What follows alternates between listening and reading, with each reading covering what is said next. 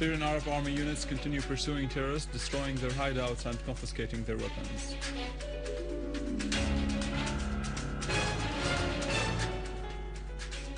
And Russia affirms that the Syrian opposition fighters involve terrorist members from Al-Qaeda.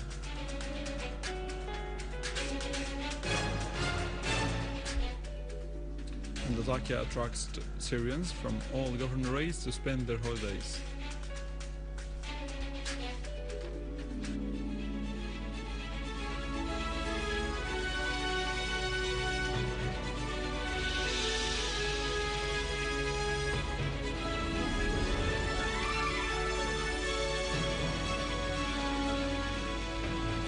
Good afternoon. As part of the media war against Syria, the misleading sites created a fake email titled sana@sana.sy and sent false and fabricated news to some media websites in Syria on the issuance of a presidential decree to dismiss Vice President Farouk al-Shara after he escaped abroad. But this news is untrue and has no basis. The Syrian Arab news agency Sana confirms that this email is fabricated, as the agency does not have such an address. The agency warns of exploiting its website and alerting all the media from such fake emails, calling to contact the agency when receiving any emails in its name from any side. The Syrian Arab news agency Sana also pointed out that it doesn't send news via their own emails, and it has special news sites, which is the main source to its news, as well as the news published on its website. The Syrian Arab armed forces continue to pursue terrorist groups in some neighborhoods of Aleppo and its countryside, carrying out several operations resulting in heavy losses in personnel and equipment among terrorists. The army units continued to clear the Aleppo area and its countryside from the terrorist groups who terrified the people and destroyed public and private properties. In cooperation with the locals, the armed forces cleared the Aqaba area in Aleppo's old city from terrorists, killing a large number of them.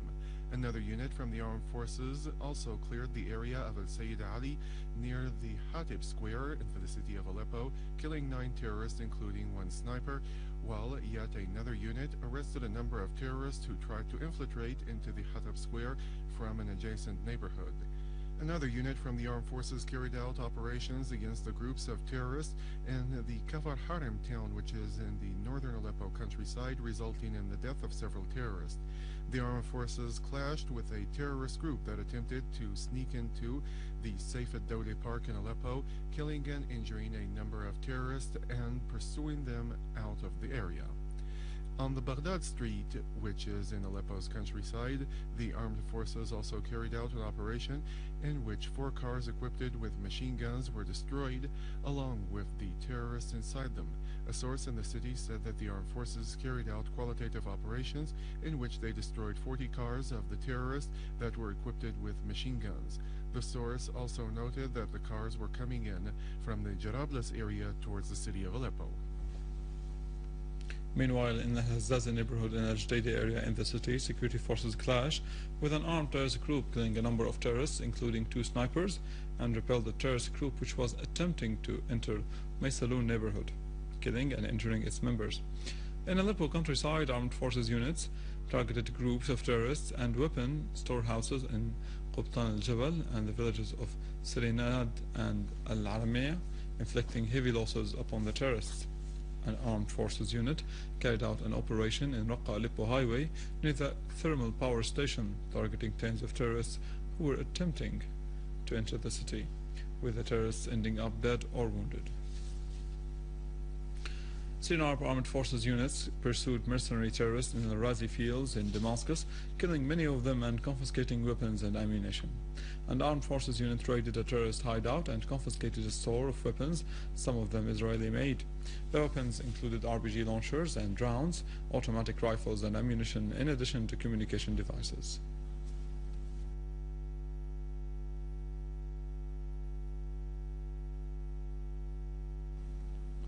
While in Daraya and Damascus countryside, an armed forces unit delivered a crippling blow to terrorists who were terrorizing locals and committing vandalism. The army unit killed many terrorists, destroying their cars and vehicles, which were equipped with Dushka machine guns, and confiscating a large amount of weapons, including 3 mortar launchers, in addition to arresting a large number of tourists, some of them non-Syrians.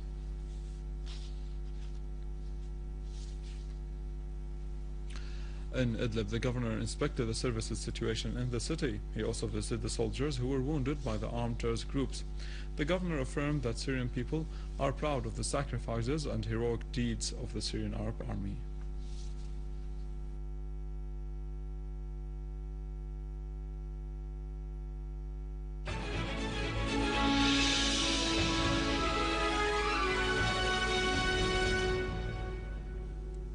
India affirmed its rejection of any foreign interference of Syria's internal affairs, referring to the necessity of finding a peaceful solution of the crisis in it to put an end to violence and start negotiations with the participation of all parties. The Undersecretary of the Indian Foreign Ministry, Ranjan Mathai, said in a press conference he held this morning that India adopts Kofi Annan's 6-point plan to resolve the crisis in Syria. Russian Deputy Foreign Minister Gennady Gatilov stressed the necessity that all external parties and players concerned with the current situation in Syria practice every possible influence to avoid the dangers of letting things go out of control.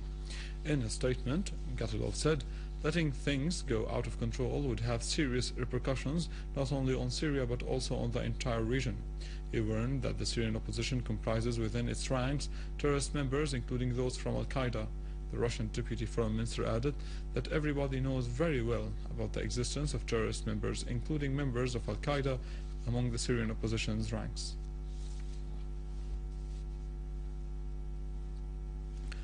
Iranian Foreign Minister Ali Akbar Salehi stressed that Iran's supportive stance towards Syria is a principled one, saying that Syria is one of the essential pillars of the resistance in face of Israel.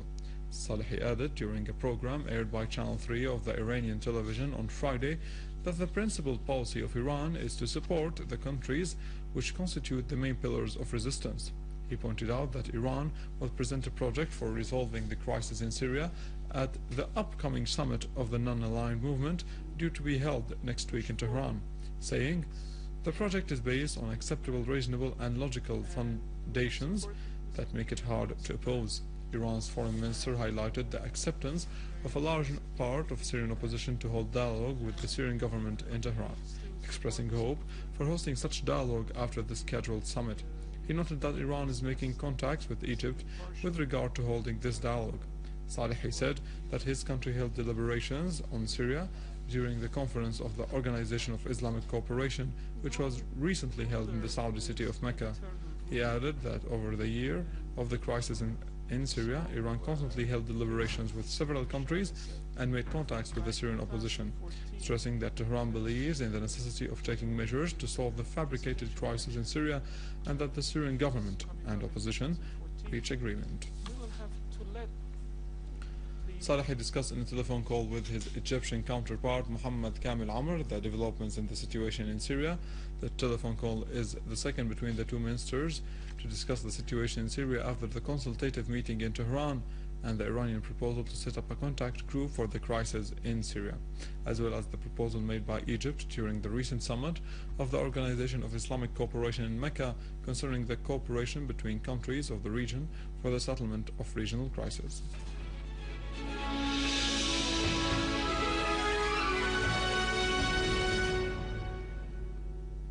Latakia, the jewel of the Syrian coast, that attracts Syrians from all provinces to spend summer holidays and enjoy the breathtaking landscape, the purity of the sea, the green of the mountains. More in the following. Latakia came into existence as a city since the Canaanite era. Latakia, as we know it nowadays, is part of a Gary dating back to the 5th century BC. Archaeological excavations recorded that the city dates back to the 7th century BC by the names Paramuta or Ameta. The city's name was mentioned in documents discovered in Tel Amran site. Later it was called Latakia of the Arabs when it was conquered by the Arab Muslims to distinguish between it and other cities that bear the same name. Many important archaeological ruins have been discovered in the city, showing that the Neanderthal man lived in the area from 100,000 to 35,000 years BC. Latakia, with its deeply rooted history and its breathtaking landscape, will remain the land of peace that welcomes all its visitors. More news about Syria and the region in our website in English, www.syriaonline.sy. Stay with us after the break. Khaled Saqabani and the latest in economy.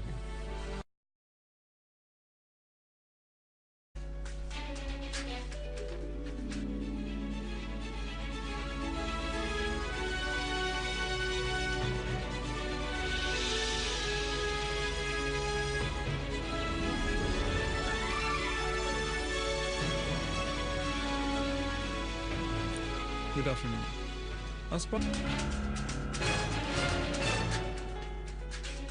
And Russia affirms that the Syrian opposition fighters involve terrorist members from Al-Qaeda.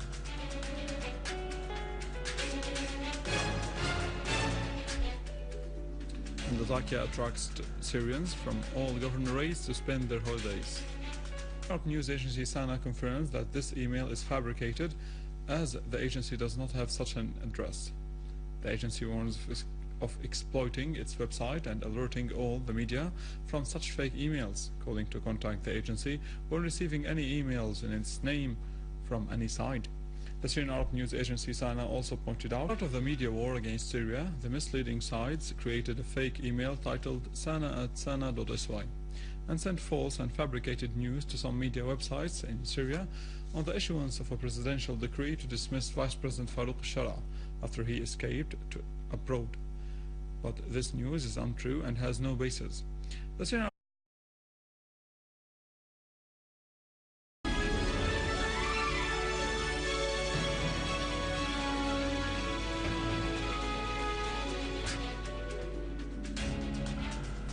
Arab army units continue pursuing terrorists, destroying their hideouts and confiscating their weapons.